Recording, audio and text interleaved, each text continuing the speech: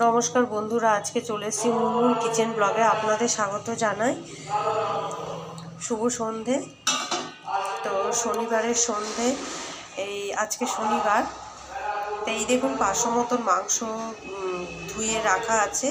তাতে পাতিলেবু, হাফ পাতিলেবু দিয়ে মিশিয়ে রেখেছি, ম্যারিনেট করে রেখেছি। এবারে আমি কি কি নিয়েছি সেই উপকরণটা বলে দিই। ঘরোয়া পদ্ধতিতে আজকে চিকেন কারি করব। তো এই দেখুন,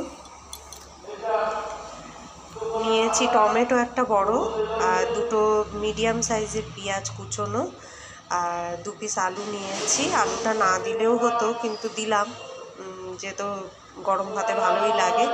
লুচি, পরোটা বা ভাতের সাথে খাওয়ার জন্য শীতে মাংস চিকেন কারি খুবই প্রযোজ্য বলতে পারেন। খুবই ভালো লাগে, পছন্দের জিনিস প্রত্যেকে।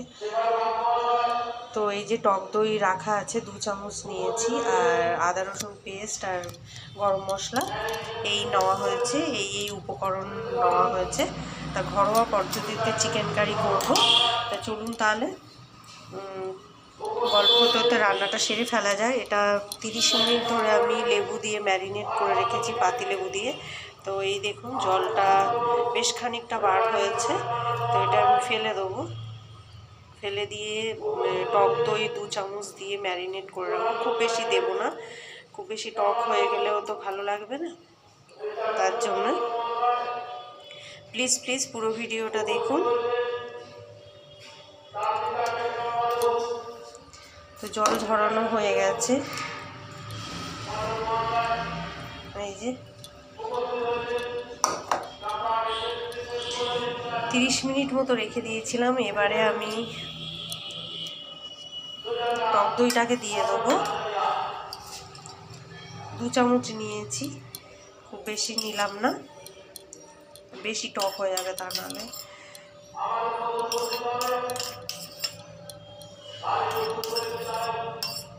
ফাটিয়ে দিলাম না, এমনিই দিলাম, ম্যারিনেট করে রাখবো বলে। আর নিলাম না। তো চলুন এবারে চিকেনটাকে মিশিয়ে দিই।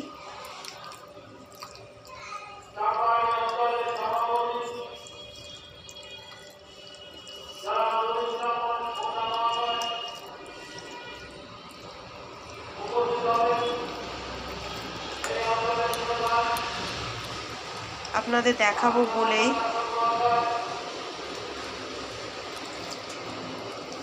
এটা ম্যারিনেট করে রাখিনি, তা নাহলে টক দই, পাতিলেবু টক দই দিয়ে ম্যারিনেট করেই রাখতাম। শুধুমাত্র পাতিলেবু দিয়ে ম্যারিনেট করে রেখেছিলাম,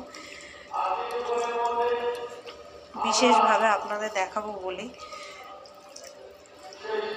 চলুন ঘরোয়া পদ্ধতিতে চিকেন কারি করব, কিভাবে কি করছি সেটা শেয়ার করি আপনাদের সাথে।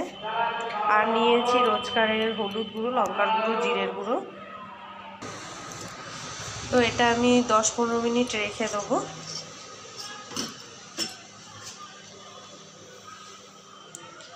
এবারে সাদা তেল দিয়ে দেবো।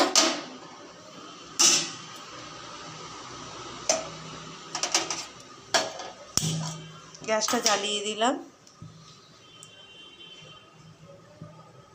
খুব বেশি তেল দেবো না, অল্প করে তেল দেবো, লাগলে পরে দেওয়া যাবে।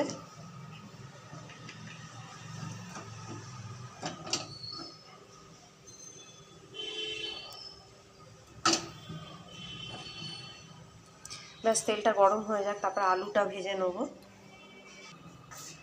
এই দেখুন বন্ধুরা, তেলটা গরম হয়ে গেছে। এবারে আলুগুলোকে একটু ভালো করে ভেজে নিই।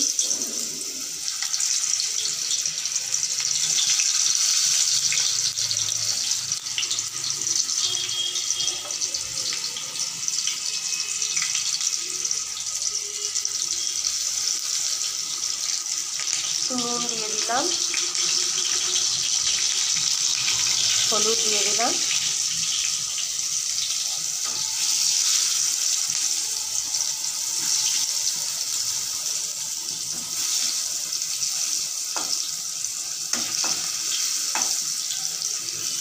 একটু ভালো করে ভেজে নিই।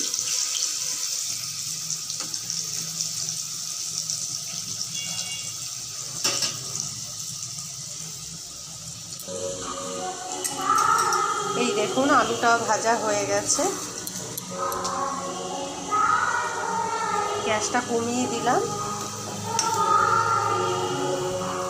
লাল লাল করে আলুটা ভেজে নিলে খেতেও ভীষণ স্বাদ লাগে। অনেকেই আলু মাংস খেতে পছন্দ করেন না, কিন্তু এভাবে খেলে খুব ভালো লাগবে।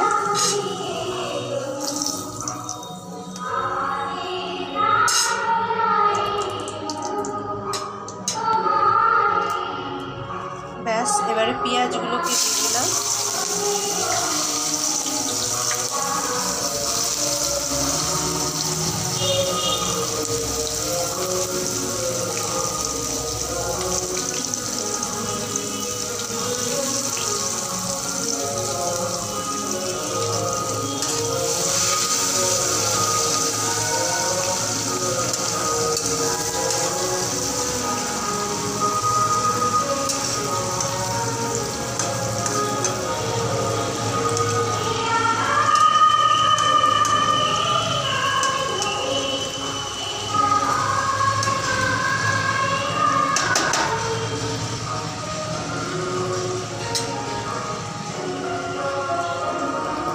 ভালোভাবে ভাজা হয়ে যায়। এই দেখুন পেঁয়াজটা ভালোভাবে ভাজা ভাজা হয়ে আসছে। এবারে একটু কালার আনার জন্য একটু সামান্য চিনি দেবো। কালার স্বাদ ব্যালেন্সটা ঠিক থাকে, চিনি না দিলে হয় না। খুবই সামান্য পরিমাণে দিলাম।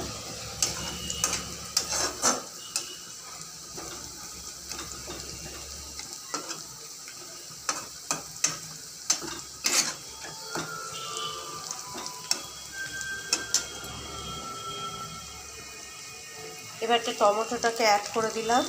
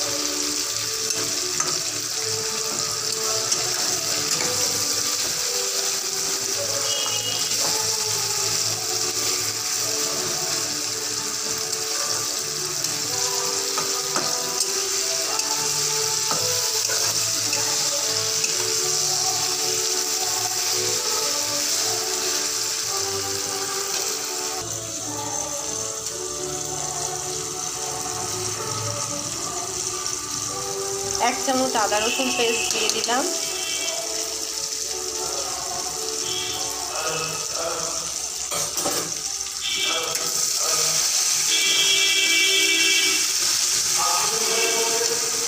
এবারে রোস্টারে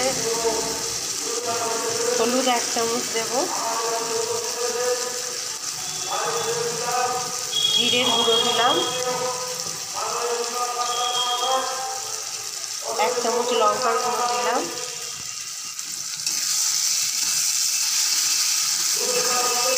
পরিমাণ মতো। যেহেতু একটু ঝাল ঝাল চিকেন কারি করবো, তাই জন্যে একটু ঝাল তো রাখতেই হবে, মিষ্টি ভাব হলে হবে না।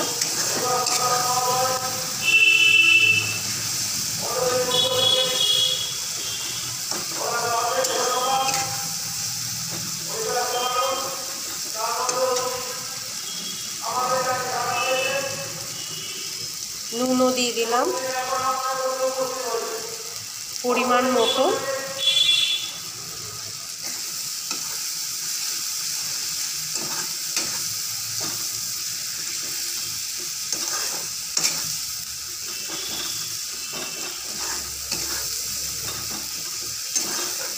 ভালো করে মশলাটাকে কষিয়ে নিচ্ছি। দেখুন মশলা থেকে তেল বার হয়ে আসছে। এবারে চিকেনটাকে, ম্যারিনেট করা চিকেনটাকে দিয়ে দিলাম।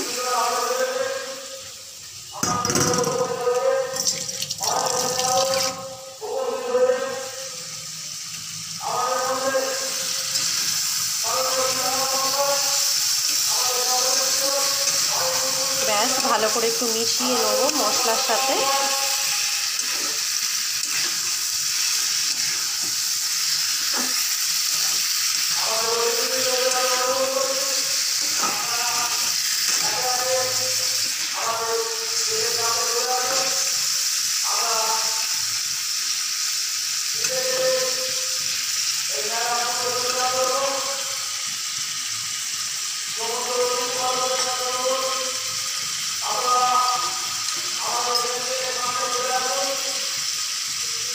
আর একটু হলুদ লাগবে, তো অ্যাড করলাম।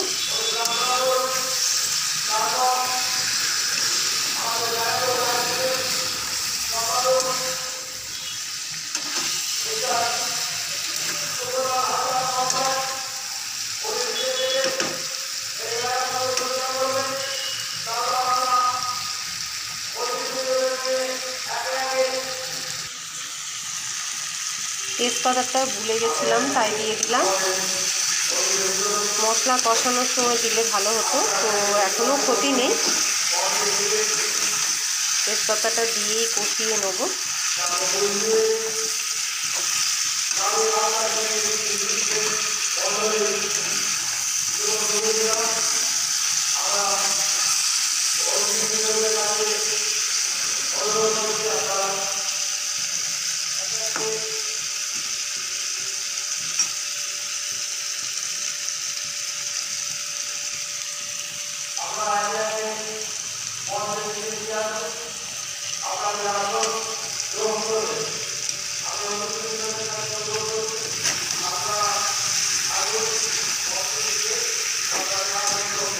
ভালোভাবে কষিয়ে নিচ্ছি, তারপরে অল্প করে জল দেবো সেদ্ধ হওয়ার জন্য। যেহেতু চিকেন কারি করব, খুব বেশি জল দেবো না। এই দেখুন ভালো করে মশলা থেকে তেল বার হয়ে এসছে, বুঝতেই পাচ্ছেন। তো এবারে একটু জল অ্যাড করে দিই পরিমাণ মতো।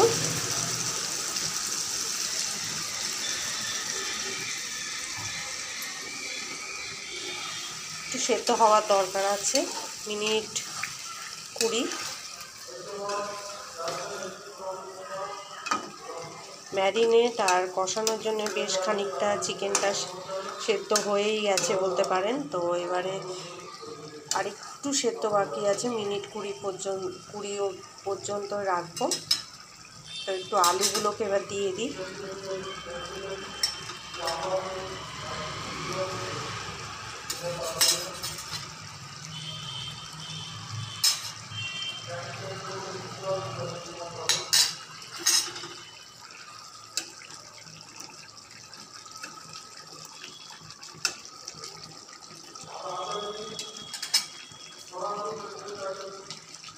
নামাবার পর একটু গরম মশলা দিয়ে দেবো। গ্যাসটা একটু মিডিয়াম হাই ছিল, মিডিয়াম করে দিয়েছি, মিডিয়াম ফ্লেমে রয়েছে। একটু ঢাকা দিয়ে দেবো মিনিট 20 জন্য। ব্যাস, চলুন তাহলে 20 মিনিট পরে নামাচ্ছি।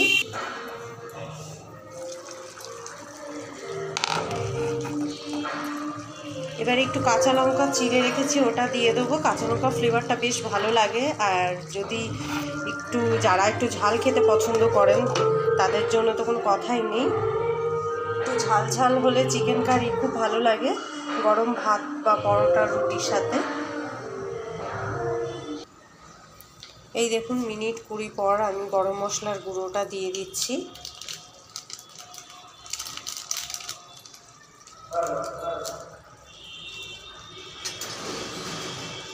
তো একটু দেখে নেবো আলুটা সেদ্ধ হয়েছে কিনা।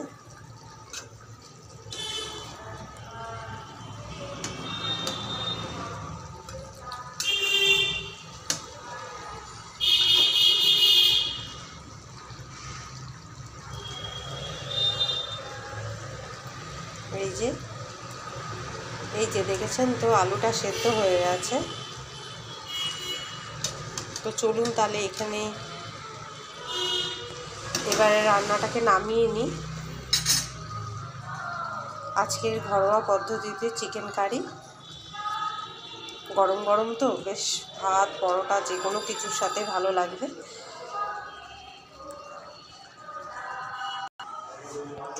এই যে দেখুন আজকের আইটেম ঘরোয়া পদ্ধতিতে চিকেন কারি তো রেডি হয়ে গেছে। চলুন তাহলে এখানে ব্লগ ভিডিওটা শেষ করছি। আগামী আরেকটি নতুন ব্লগের সঙ্গে দেখা হচ্ছে। আর রোজকারের মতন মনে করে দিচ্ছি, প্লিজ প্লিজ ফেসবুক পেজ থেকে দেখলে ফলো করবেন, আর ইউটিউব থেকে দেখলে সাবস্ক্রাইব করে রাখবেন। ফেসবুক পেজে আমার ইউটিউবের লিঙ্কটি দেওয়া আছে। আর অবশ্যই লাইক আর কমেন্ট করবেন, অনুরোধ, এটা আমার অনুরোধ। আর কমেন্টের মাধ্যমে, আপনাদের কমেন্টের মাধ্যমে ভুল সংশোধন করার সুযোগ পাবো। চলুন তাহলে এখানেই রাখছি। নমস্কার, ভালো থাকুন, সুস্থ থাকুন।